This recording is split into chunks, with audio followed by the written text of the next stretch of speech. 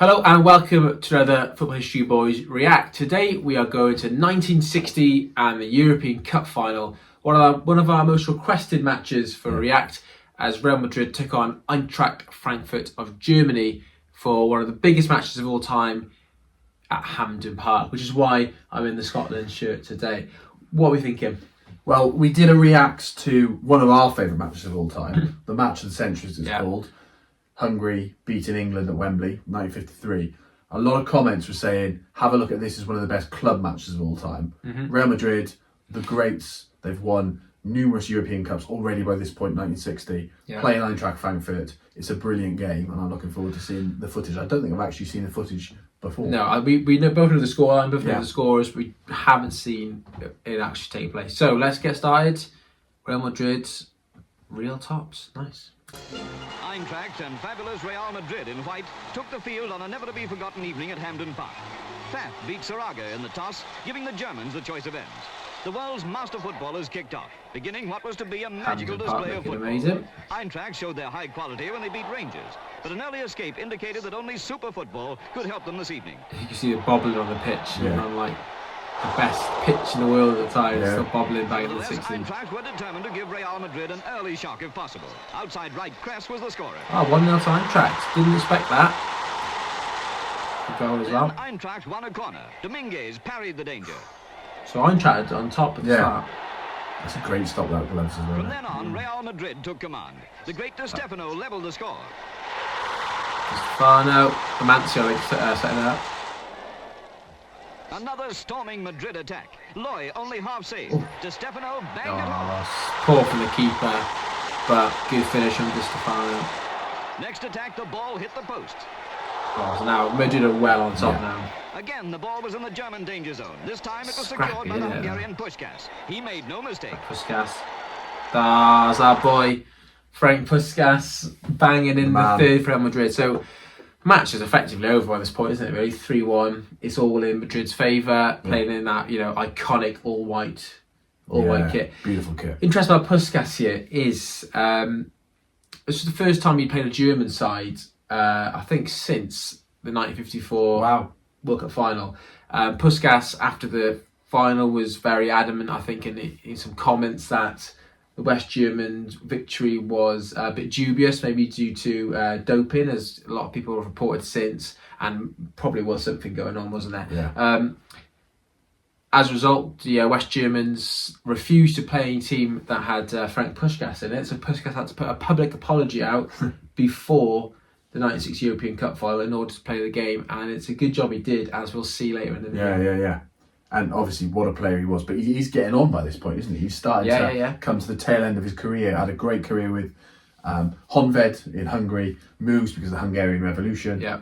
Moves to Real Madrid and absolutely storms it for Real Madrid alongside Di Stefano as well. I mean, what a partnership that is. So at half-time, it was Real Madrid leading 3-1.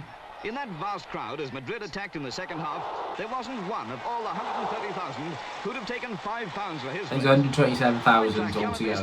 So massive capacity. And I wonder how many of them were away fans. Were the majority Scots? I guess they would have been, wouldn't they? Gento was pushed. Penalty for Madrid. Whoa. That was soft. Penalty for Madrid. What was that for? That was soft. I'm going to rewind that. So, he's still gone. Gento was pushed. Penalty for Madrid. That's very soft. That is the softest penalty I have ever seen. Ever. That's very soft. Oh, that's nothing. And we get told, don't we, these days, that you have to you have to do a lot for a penalty. Kill someone for a penalty, but that is astounding. Yeah. I can't believe that. There we go. Puskás scored from the spot. Poor keeper didn't even move. Now it only seemed a question of how many Real Madrid would score, though there was always the chance of an Eintracht breakaway. Save. Keep it on the game for Real Madrid. A good pass by Gento, isn't it? Puskás. The Hungarian marvel made it 5-1.